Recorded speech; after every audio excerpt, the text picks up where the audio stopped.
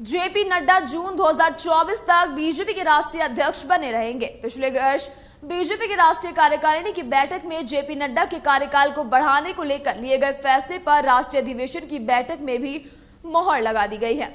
दरअसल लोकसभा चुनाव के मद्देनजर भाजपा ने पिछले साल ही जेपी नड्डा के कार्यकाल को जून 2024 तक बढ़ाने का फैसला किया था। पार्टी के संसदीय बोर्ड के फैसले के बाद पिछले वर्ष जनवरी 2023 में दिल्ली में हुई बीजेपी राष्ट्रीय कार्यकारिणी की बैठक में लोकसभा चुनाव के मद्देनजर जून 2024 तक जेपी नड्डा के अध्यक्षीय कार्यकाल को बढ़ाने के प्रस्ताव को मंजूरी दी गई थी और पार्टी संविधान के नियमों का पालन करते हुए अब कार्यकारिणी के फैसले को राष्ट्रीय अधिवेशन ने भी अनुवादित कर दिया है। इसी के साथ ही बैठक में पार्टी के संविधान में संशोधन करते हुए राष्ट्रीय अध्यक्ष और संसदीय बोर्ड को और भी ज्यादा ताकतवर बना दिया गया है।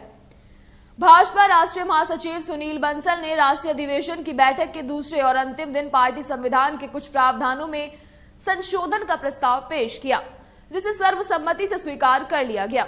बीजेपी ने पार्टी संविधान में संशोधन करते हुए अब पार्टी के फैसले लेने वाली सर्वोच्च इकाई संसदीय बोर्ड को आपात स्थिति में पार्टी अध्यक्ष से संबंधित फैसला लेने की शक्ति दे दी है।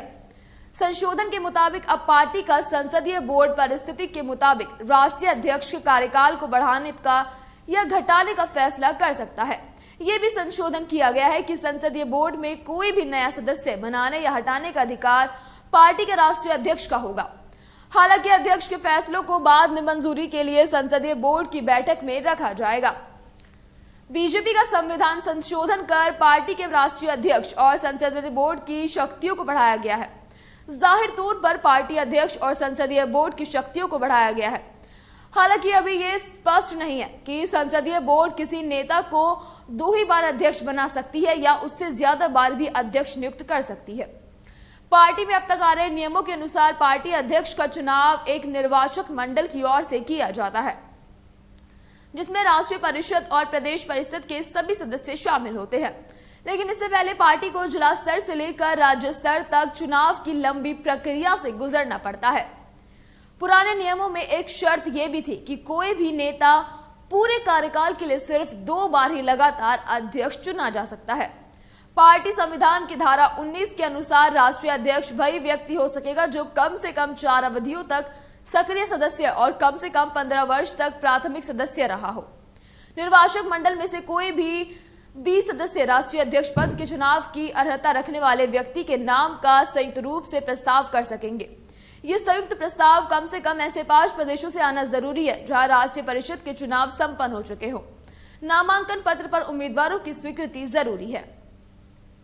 2014 से पहले लोग हमारा उपहास करते थे, कहते थे कि साहब तो आप पूरी सरकार बनाएंगे। वो सोचते थे कि ये संभव नहीं है, लेकिन 2014 में हमारी सरकार बनी और 2019 में फिर से हमारी सरकार बनी। 30 साल बाद 2014 में देश में पूर्ण बहुमत की सरकार बनी थी। आज हम गर्व के साथ कहते हैं कि हमारी पार्टी के नेताओं की कड़ी मेहनत और प्रयासों ने हमारे अधिवेशन को महाअधिवेशन में बदल दिया है।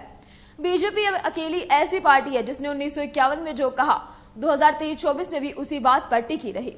कोई राजनीतिक पार्टी ऐसी नहीं है जिसका वैचारिक अधिष्ठान टिका रहा हो। ऐसे में राजनीतिक कारणों से जो महिला आरक्षण बिल 3 दशकों से पास नहीं हो पाया था, प्रधानमंत्री मोदी के नेतृत्व में वही नारी शक्ति वंदन अधिनियम मात्र 3 दिन में पास हो गया।